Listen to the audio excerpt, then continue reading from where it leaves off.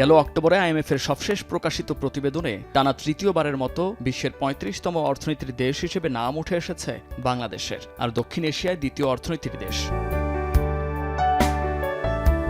তবে বৈদেশিক বিনিয়োগে কি অবস্থা? সার্বিকভাবে $5 বিলিয়ন অর্থনীতির চাকা ইতিবাচক থাকলেও বৈদেশিক বিনিয়োগে পড়েছে ভাটা। দক্ষিণ এশিয়ায় যেখানে দ্বিতীয় অর্থনীতির দেশ, বৈদেশিক বিনিয়োগে তার অবস্থান চতুর্থ। চলমান রাজনৈতিক টানাপড়নে সে সংকট তীব্র হয়েছে। চলতি অর্থবছরের জুলাই থেকে সেপ্টেম্বর পর্যন্ত সরাসরি বৈদেশিক বিনিয়োগ বা এফডিআই ৩৬০.৫ মিলিয়ন থেকে কমে দাঁড়িয়েছে $১০৪.৩৩ মিলিয়ন, অর্থাৎ কমেছে ৭১%। এ সময় বিদেশি বিনিয়োগ এসেছে $৭৬.৭৯ মিলিয়ন, যা গেল অর্থবছরের একই সময়ের চেয়ে ৪৬% কম। ব্যয়ের সাথে মাথাপিছু আয় বৃদ্ধি আর অধিক হারে মধ্যবিত্তের অবস্থান বিবেচনায় যেখানে বাংলাদেশ বিদেশি বিনিয়োগের সম্ভাবনাময় এক বাজার হতে পারে, সেখানে কেন এই অবস্থা? অভ্যন্তরীণ সমস্যাকে অন্যতম কারণ হিসেবে দায়ী করছেন ব্যবসায়ীরা। বিদেশি বিনিয়োগ আকর্ষণে নানামুখী নীতি প্রণয়ন হলেও তার ধারাবাহিকতা না থাকা, সেবা পাওয়ার ক্ষেত্রে দীর্ঘসূত্রতা, আর্থিক খাতে শৃঙ্খলার অভাব, আমলাতান্ত্রিক জটিলতা অন্যতম। আর গেল কয়েক মাসে তীব্র হয়েছে রাজনৈতিক অস্থিরতা। রাজনৈতিক অস্থিরতা কিংবা স্থিতাবস্থা খুব জরুরি একটা ব্যাপার। Stable government, stable policy, stable tax structure, এই জিনিসগুলো কিন্তু খুব জরুরি। আমাদের দেশে বেশ কিছু খুব ভালো মাল্টিন্যাশনাল কোম্পানি আছে, কিন্তু আমাদের ইকোনমিতে তাদের যে ওভারঅল যে এফডিআইয়ের যে কন্ট্রিবিউশন, সেই সংখ্যাটা যেহেতু কম, সেই কারণে আসলে এফডিআই নিয়ে আমাদের যে খুব একটা বড় ইকোনমির ক্ষেত্রে যে বড় ধরনের একটা ওঠানামা হয় তা কিন্তু না। সময় উপযোগী সিদ্ধান্ত ঘোষণা করতে হবে।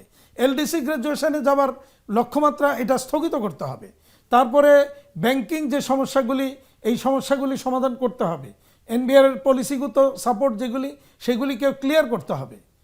আইন শৃঙ্খলা পরিস্থিতিটাকে জিরো টলারেন্স আনতে হবে। এগুলো যদি করা যায় তাহলে বিদেশি বিনিয়োগও আসবে, দেশীয় বিনিয়োগও তখন নতুন করে চিন্তাভাবনা হবে।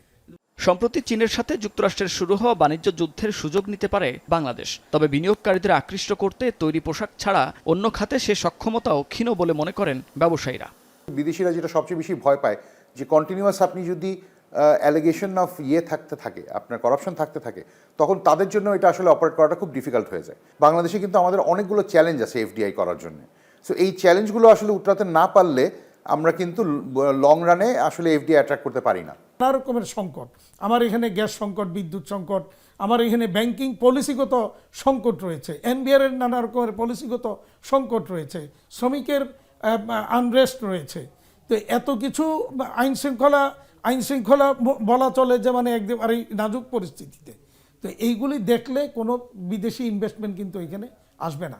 বৈদেশিক বিনিয়োগ কমলেও গেল 7 মাসে বেড়েছে সামগ্রিক রপ্তানি, যা গত বছরের একই সময়ের তুলনায় 11.68% বেশি।